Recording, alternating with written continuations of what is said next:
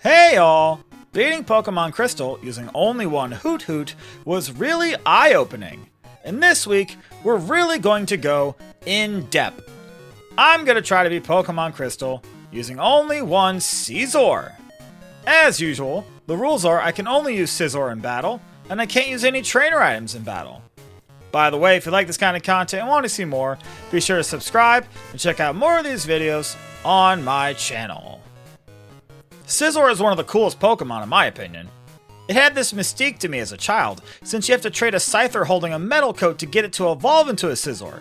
And since I didn't have anyone to trade with me growing up, I didn't get my grubby little claws on a Scizor until many years later when I used one for competitive VGC competitions. Since Scizor is historically a very good Pokemon, I wonder how it's going to do in a solo Pokemon Challenge run.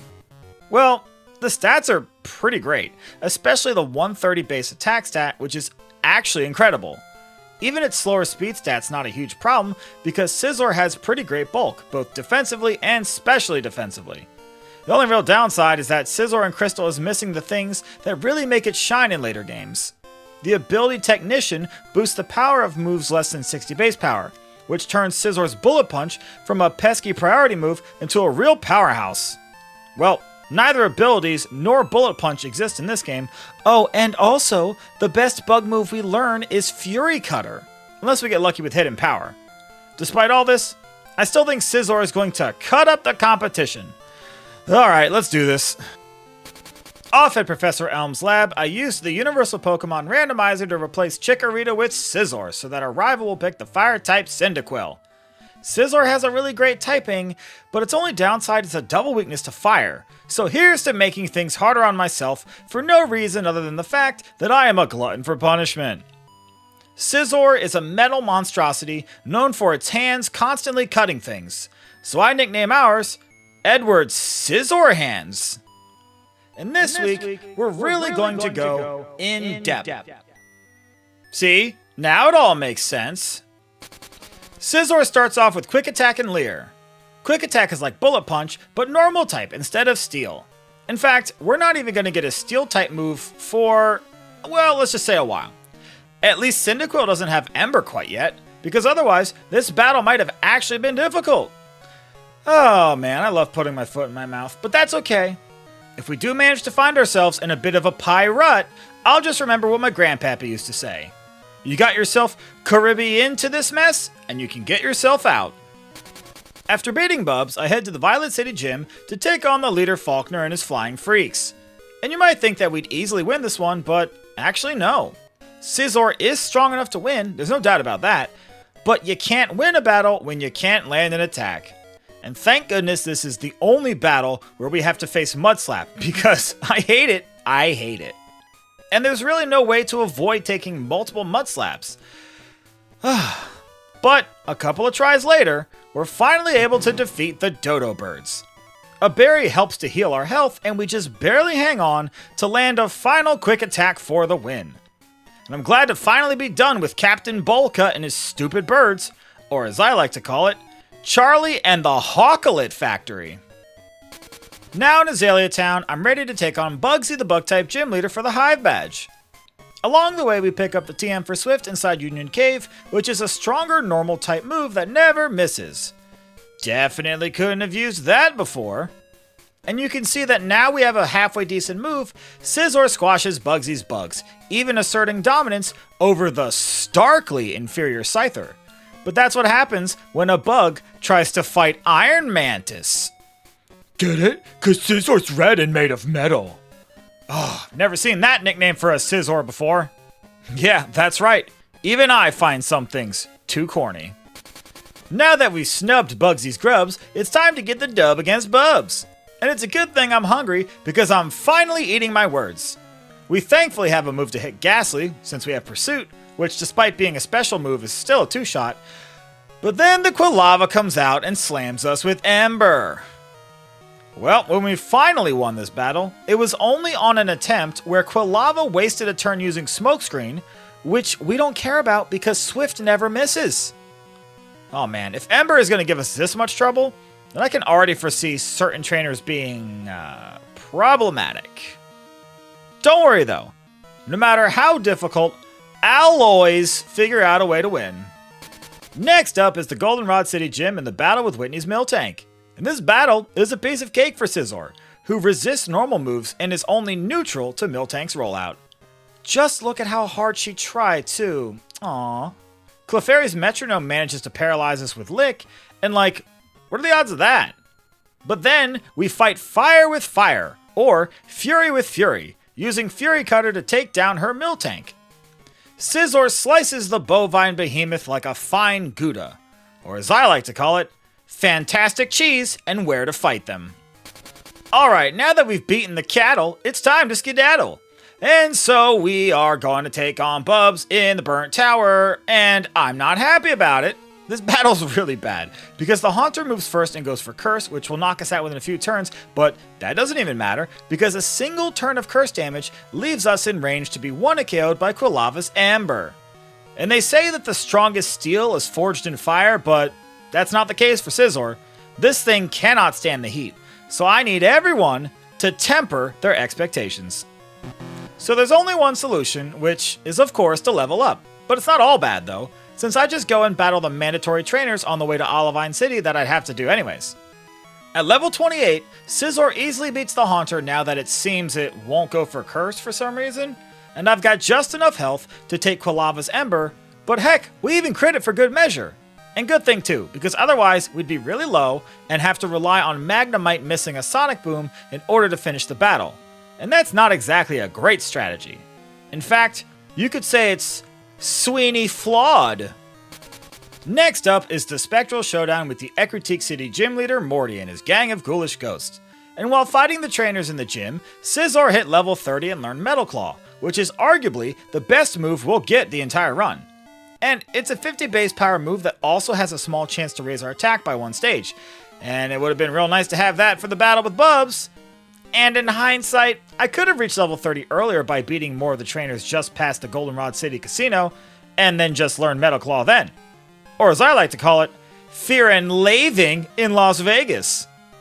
Metal Claw mashes through Morty's physically frail ghost until the Gengar puts us to sleep and then starts attacking us with Dream Eater. Steel resists Psychic, so it could be worse, but we stay asleep for so many turns that we almost lose.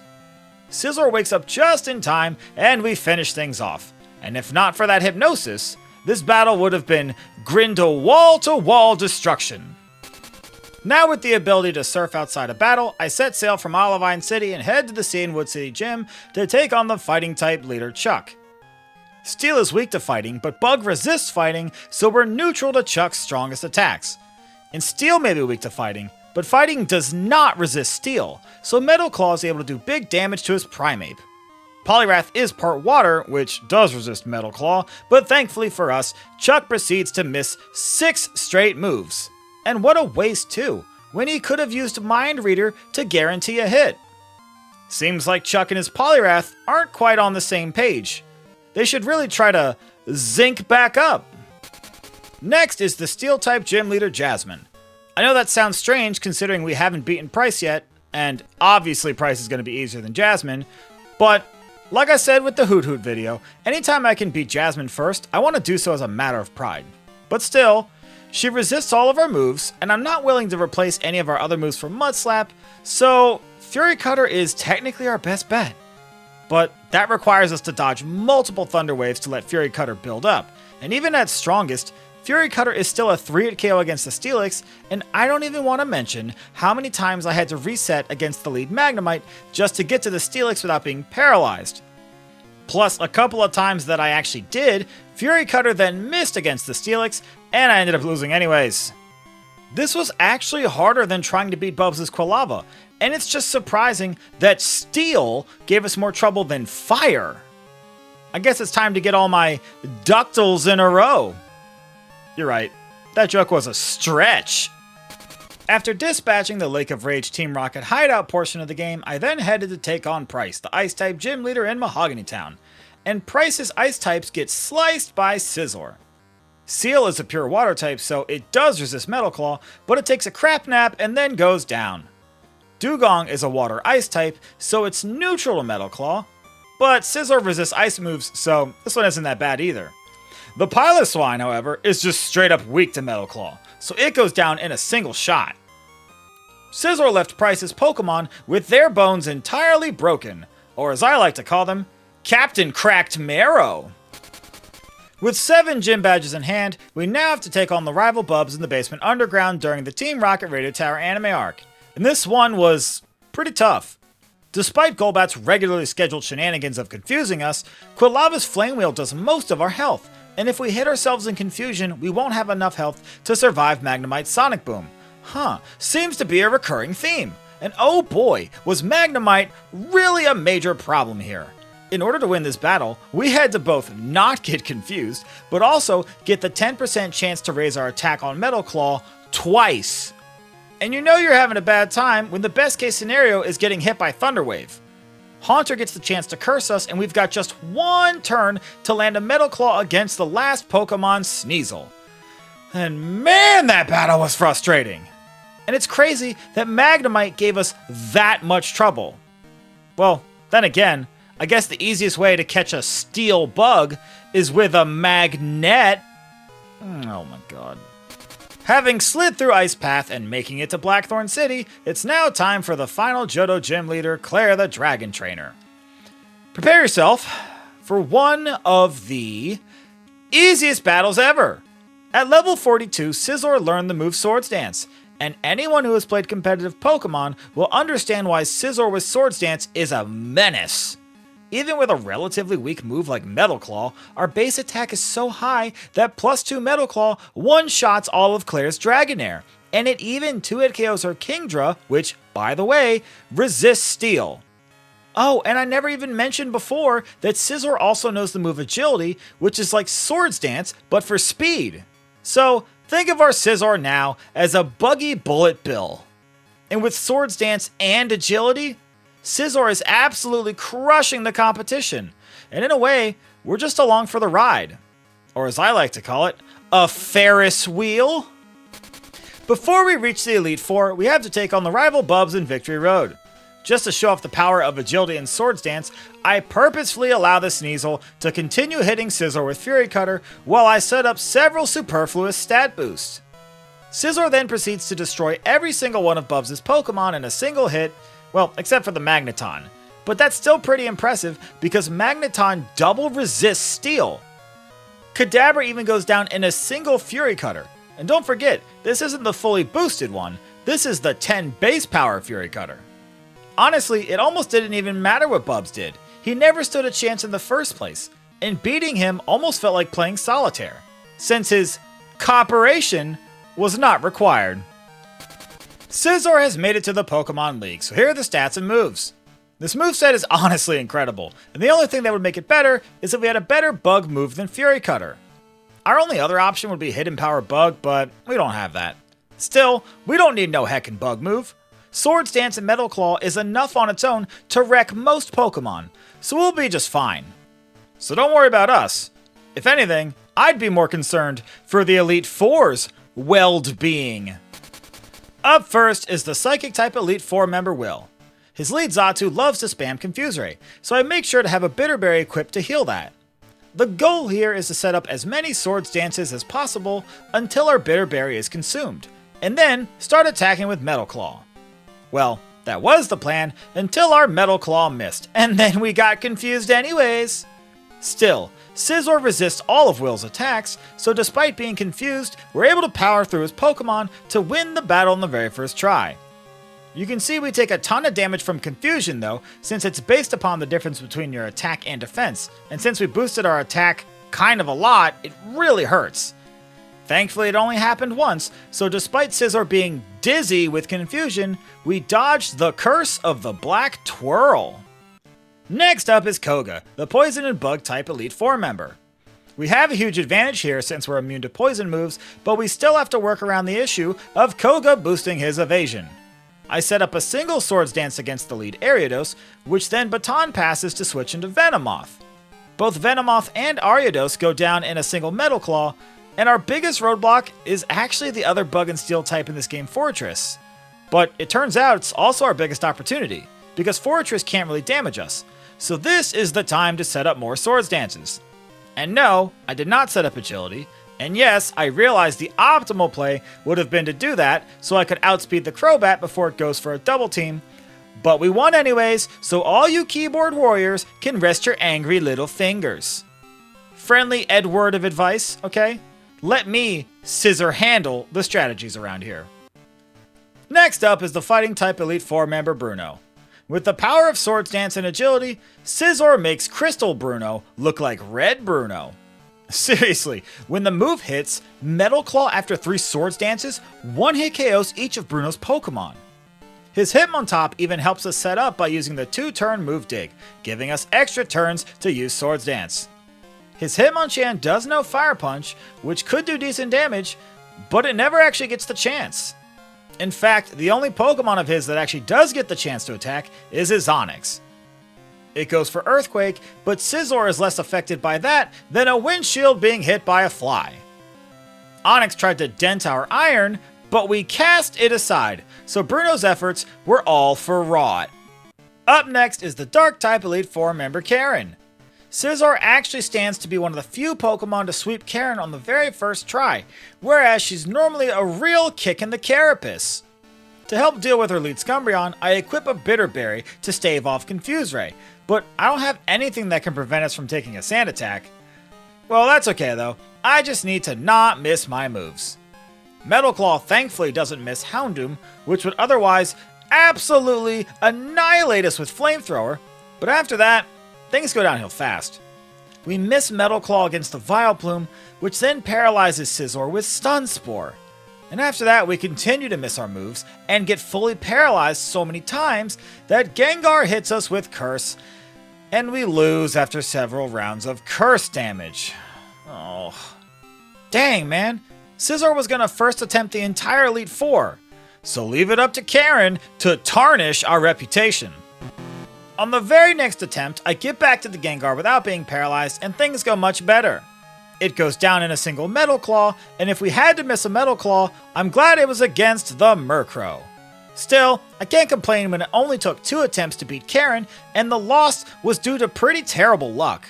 Still, when you get the 1 in Chameleon, that's about as bad as it ran go.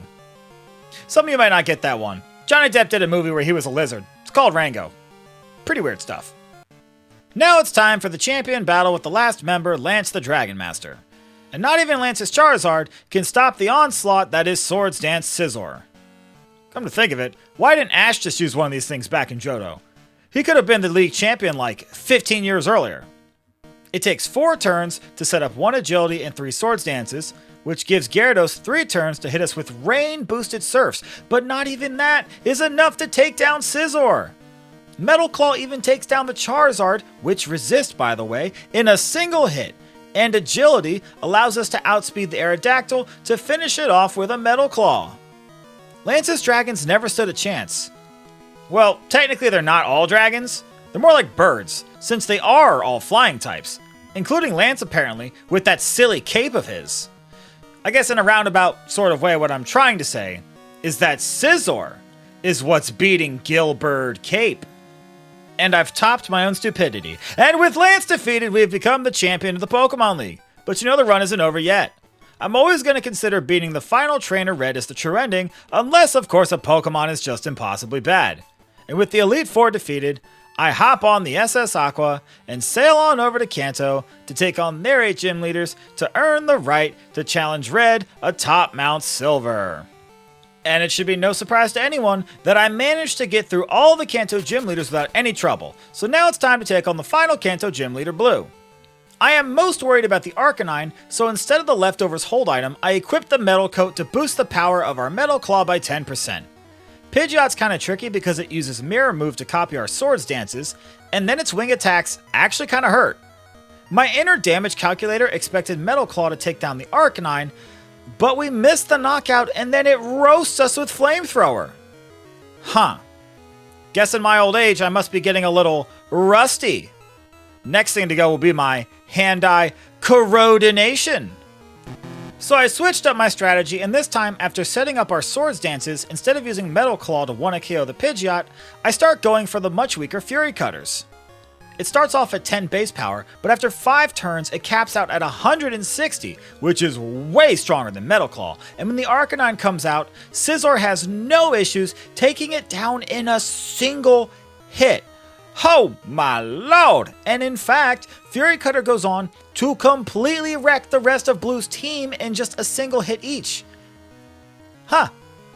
Guess in hindsight, should have just used Fury Cutter right from the 21 Jump Street. With all 16 badges in hand, it's time to take on the final trainer Red atop Mount Silver. Well, we've been crushing it pretty hard through the majority of this run, so now prepare yourself for the easiest Red battle of all time. Got him! Seriously, with Fury Cutter and Metal Claw, Scizor would not have been able to get past the Charizard until probably, I don't know, like mid-level 80s. But all I had to do to win was replace Fury Cutter with Return to completely decimate Red's entire team. In fact, I could have taught Return forever ago, but chose not to do so. That's right, everyone. I actually purposefully handicapped Scizor just to prove a point. This Pokemon is absolutely ridiculous. Seriously, nothing even comes close to this Pokemon. In any of the other challenge runs that I've done thus far, not a single Pokemon holds a candle to Scizor. And I'm glad they don't, because it's double weak to fire. And look, I know some people get annoyed whenever I use Return, but personally, I consider it to be the gold standard, despite others thinking it's overrated. And with that, the challenge is over. This run was an exoskeleton of fun, and this Pokemon is so good. I dare say it might be the strongest Pokemon in Crystal for a solo challenge run ever. And you wouldn't expect that from a Pokemon with low speed and a glaring double weakness to fire. But I guess that's the irony of the situation. As always, I want to thank you for making it to the end of this video. These videos are a lot of fun, but also a lot of work, so I really do appreciate it. There's a playlist on my channel where you can find the rest of my Pokemon challenge videos if you want to check those out as well. And if you like this kind of content and want to see more, be sure to subscribe and enable notifications so you'll know right away the next time one of these episodes is uploaded. And if you want early access to these videos and to have your name listed in the credits, consider becoming a member or joining on Patreon. And if you have a Pokemon you want to see, let me know in the comments and I'll probably do it. Next week, I'll be trying to beat Pokemon Crystal using only one Sunkern. Oh boy. Alright, I'm late for a very important date, so I better mad scatter. So until next time.